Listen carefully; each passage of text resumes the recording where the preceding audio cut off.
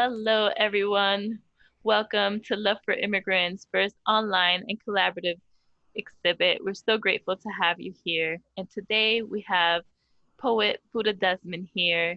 He uses the power of art to create social change and to help himself and others heal. He's part of a spiritual organization called the Sanctuaries based in DC, and that's how I found out about his wonderful work. Buddah Desmond, feel free to continue to introduce yourself a little bit further. Thank you for having me here. Really great to be a part of this project and this event. A little bit more about me. Aside from being a poet, I'm also an artist, a singer. I am an entrepreneur and a health and wellness coach and advocate. As a kid, my biggest goal, and I don't think too much of it has changed, has been wanting to be a Renaissance man, someone that can move back and forth between different areas with different skills and talents, and to do meaningful, impactful work, and it not just be all about me, but do work that can impact and be meaningful to others. And it's one of the missions of mine to be focused on how I can use my blessings to be blessings to other people. The same way that people have been blessings to me, all along. And as far as like my writing is concerned, I tend to look at the grittier side of life. They're not always nice topics or happy topics, and they can be a little bit heavy, a little raw, a little, confrontational. Not always, though. But the main things that I want to impart or hope to impart are messages of healing, of optimism, of persistence, of resilience, of hope. And living in the world that we're living in, especially right now, those are things that we definitely need a lot more of. We have to be realistic about things, but we also have to make sure that we're thinking about how things can be better and doing what we can do to make things better.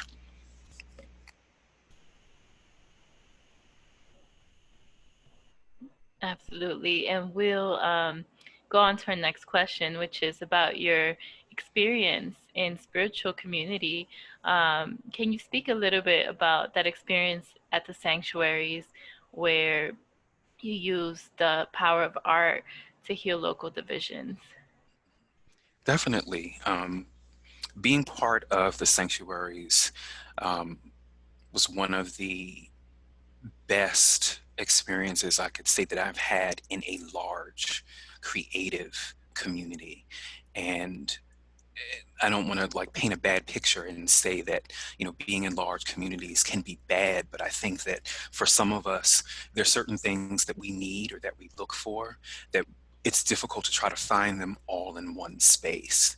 And with being part of the sanctuaries, one of the biggest things, or one of the obvious things, of course, is that it's, the it meets the intersection of arts, faith, spirituality, and social justice.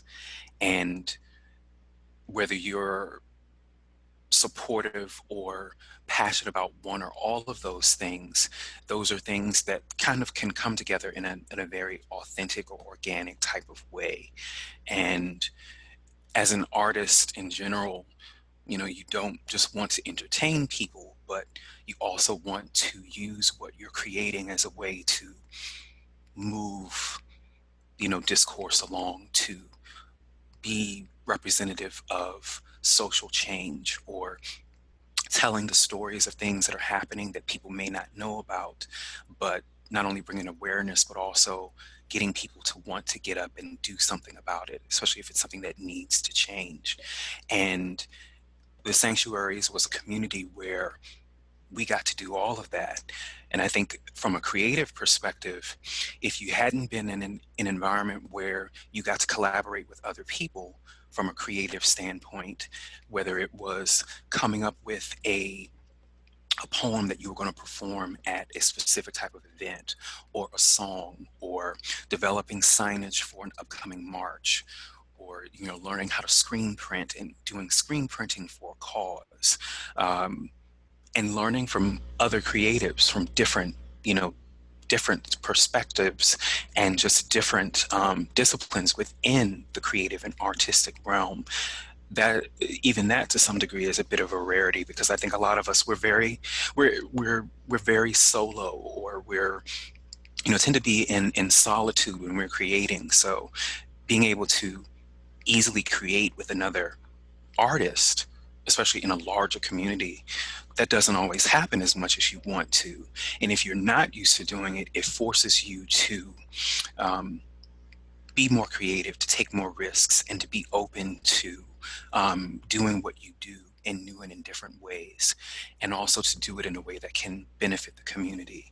And that was something that there's so many different events and things that we did and that I was a part of during the years that when I joined the community, that, you know, I can't even regurgitate all of it, but um, I don't think there's anything better or more fulfilling than being able to use what you have been blessed with creatively to join hands with others, you know, that have that same passion for not only the creative work and for the spiritual work, but to do it in a way that's going to make the community better. And that's exactly what we were able to do. That's really amazing. I even saw some of the artists graduate in person. Very powerful. So let's move on to this one question about themes. You mentioned having 10 different themes in your work. Can you speak a little bit about the themes of belonging and community wellness in your poetry, but also since you're such a have a diverse arts background and the different kinds of art that you create? Sure. Great question. Um, when we were talking about themes prior to the interview, and I sat down to think about it, I was like, you write about a lot of things. And I don't know if I take it for granted, but I'm just not thinking about my work in in that way until I have to sit back or put on a different type of mindset about, or look outside of my work.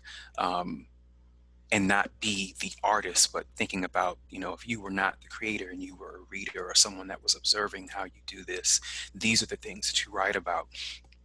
And belonging, I think, is something that, whether you are, you know, Black, Indigenous, person of color, an immigrant, especially living in this particular society, is something that you have a very close connection with, or the need to belong, because this is a society where there are specific norms and a predominant group that sets the tone that you're constantly fighting against. And you've got to, you know, find a way to authentically still show up as yourself and pick the right battles to fight, which is not an easy thing to do. And, you know, my work is constantly going back and forth with, you know, these are the things that we have had to deal with, you know, and how we constantly have to fight just to show up to be ourselves.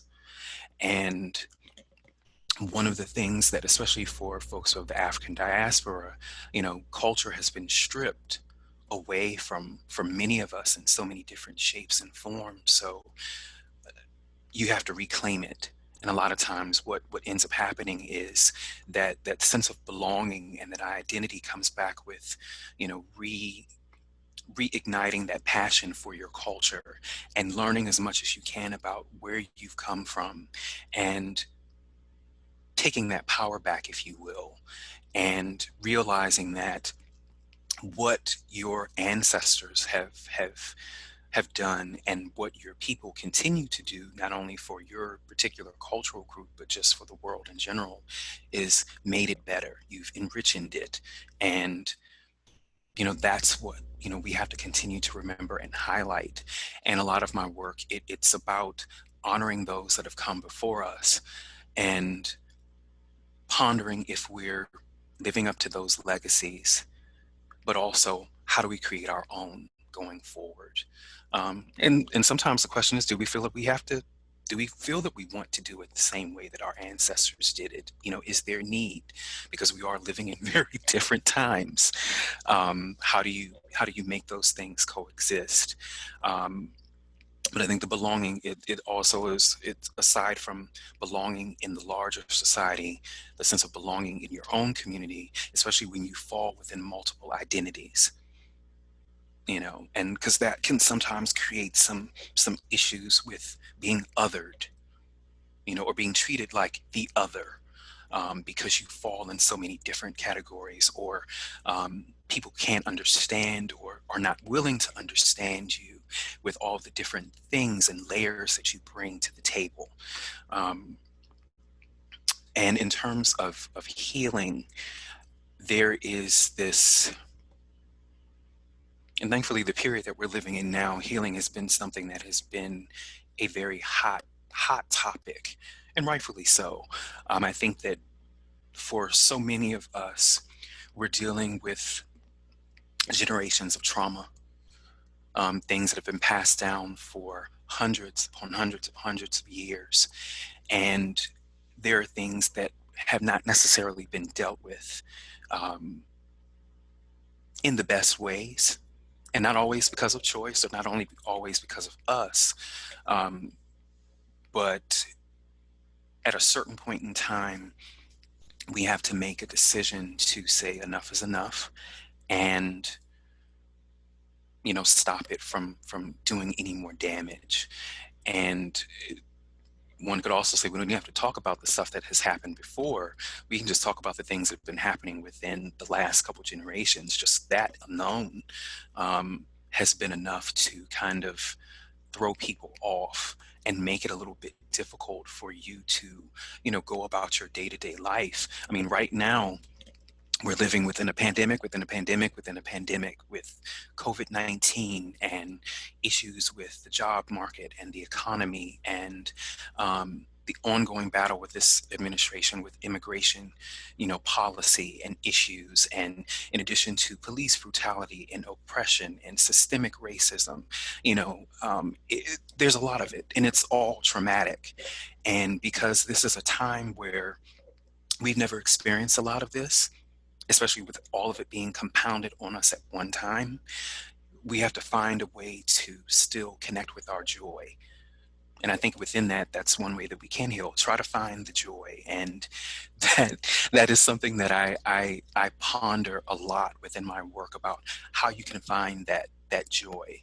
And as hard as it is, because it is definitely one of those things that can be easier said than done, but we constantly have to look at the things that bring us that innate joy and that happiness, that even when things are really bad, when they look really bleak, we don't lose the hope. We still have the faith, but we can also find the things, or hold on to the things that help us maintain that positive mindset through it all, and not toxic positivity where you're, always happy and always thinking that things are going to be good all the time, because they're not.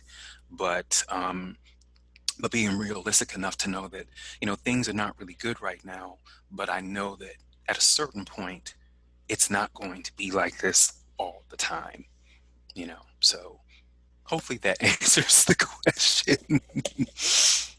I think that answers multiple Yeah. questions. Great. Yeah, I love that idea of nurturing the joy within us as a way of healing. Many of us think that if we find joy, or if we take 5 minutes or an hour to nurture joy, that it's selfish, or we're not doing our duties as other things we are in life, as mothers and daughters and sisters or brothers and fathers, right? And so it's such a great way to think about it, as a self-care and wellness, something that comes before compassion. In order to be compassionate, we have to be well and Yep. joyful. And like you said, not this fake positivity of like, everything's gonna be great. Everything's great. I can't see any evil. Like, everything's great. And it's really like, okay, things are not that great, but you can still be present with something beautiful. Yep. Yep. Yeah. And just to comment on the healing piece of this, I actually wrote a poem. I don't know if I'm going to share it or publish it yet because it's still lingering. But I wrote a piece that talks about self-care and the fact that sometimes people think that you are being selfish. And I ended up kind of changing it to saying that it's not selfish, it's self-ish, meaning that it's focusing on the self, but it is in no way a selfish act. And if, especially if you're very involved from a social justice perspective, or not even going that far, so many of us, especially women in particular, are very much so the givers, and they're doing so much for so many people, in their families, their friends, their communities, in their networks. And because of that, there is this unfortunate tendency for self to be put at the bottom of the list, or self doesn't make the list at all because you're giving so much away. And, you know, because we can be so selfless, um, it can be detrimental because we aren't putting the energy and channeling what we need to channel into us as much as we're putting out. So as a health and wellness advocate as well, I'm a proponent of making sure that you are at least allotting, even if it's just 1 hour out of the week, where you can do something that helps you refresh and replenish, because so much is being focused outward. You still need to have that time to kind of focus inward. Um, Especially if there is a lot going on, you need to have some time to kind of, get back to yourself, to kind of de-stress, to decondition, to, disengage, so that when you do go back, you're not feeling burned out, you're not feeling worn down. You can go on and be rejuvenated, but still remember, I got to make sure that I continue to do this, even after, this time. I have to continue to make that time, for myself, just as much as I'm making time for everything and everyone else. Absolutely. And you spoke about so much. There's just so much there. I want to go back just slightly, and you mentioned ancestors, and how you really, in a way, pay it forward. So you're looking back at the past to make sure that the future generation can remember what has been done and continue that work and leave that legacy. So, I would love to know if you could go back 20 or 50 years, or when the first generation of your lineage migrated here, what would you tell them about today and why? That is a really, really good question. And one that I'm not sure that I have an immediate answer to.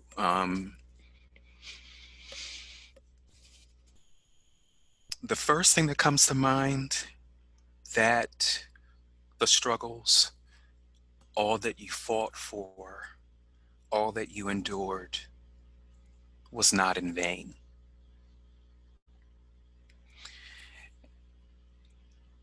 And to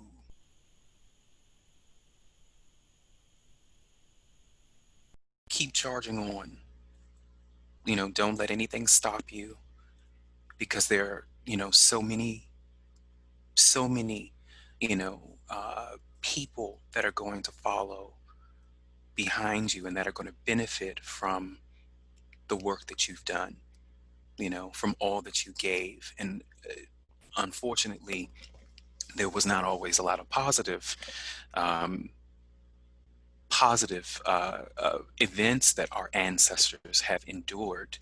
Um, but thus is life. Things are not always going to be good. There we have challenges and struggles that we have to face, and that helps all of us kind of move on.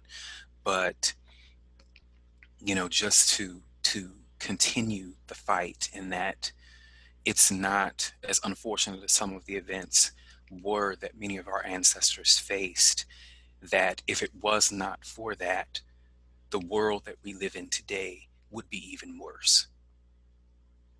And it definitely is not perfect by any means, today. But if it had not been for them, there would be no us. And that we thank you for what you've done, but we use what you have done, and all that you channeled as the foundation for what we still continue to fight for today. And I would say it is unfortunate that we're still fighting for some of the same things that our ancestors were fighting for back then. That is unfortunate, because you would think that we would be so much farther along, in terms of, you know, culture, in terms of social issues, in terms of political issues, and in terms of just, the human existence in general. In some regards, you want to say there's no excuse. You would think that we would be a lot further along, but unfortunately we aren't, and that's why we have to continue to do what's right, and why we have to continue to fight for the people that can't fight for themselves, why we have to um, voice our concerns, our grievances when things are not right, when things are not just, when they are not equitable, and when they are not equal, and that we have the power to make those changes ourselves too. Because you did, we can do the same thing, you know, and that we have more tools now that to do it that, our ancestors did not have. But when you think about all of the things that were achieved, it's still a wonderful, miraculous, awe-inspiring thing. Um, but we have so much that we can use now to our benefit to push things along. Yeah, when we think about the struggles that many of us face, whether you're, Black, Indigenous, person of color, there are so many things that we're all dealing with that are very much the same, that bring us together. And I think the sooner we realize that our struggles and our fight is very much in some regards the same, the better it's going to be for all of us. Because we're all fighting for a lot of the same things. And it's still unfortunate that many of us are fighting to be seen as human beings, number one, that should have the same rights and privileges as our white counterparts. That's it's unfortunate that that is still an issue, that we're not seeing beyond where we come from, how we dress, how we praise, if you praise, you know, um, our languages, whether English is your first language or not, you know, um, the type of work that you do, where you live, how you live, you know, um, all of these different things that people use to, you know, drive wedges between all of us, that when you get down to it, it's like, does it really matter?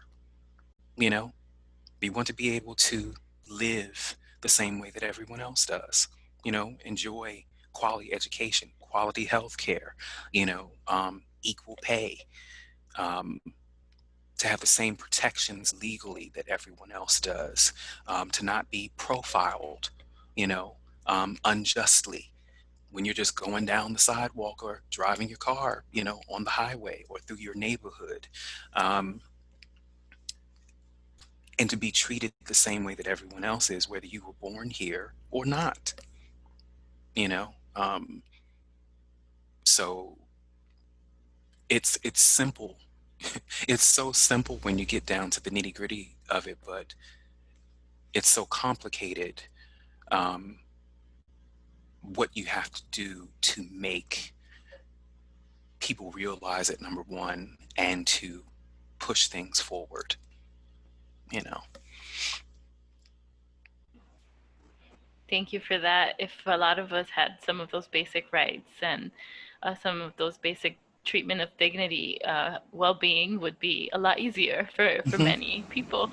So appreciate that. On that beautiful note, we'll end our conversation here. Um, I want to be considerate of your time, and thank you so much for all that you've shared. For the audience listening, please remember to visit Buddah Desmond the Instagram page, as well as look at some of the poetry posted on the site right underneath this video to reflect on some of those words and let them sit. Thank you for your time once again and have a healing journey. Thank you for having me. You do as well.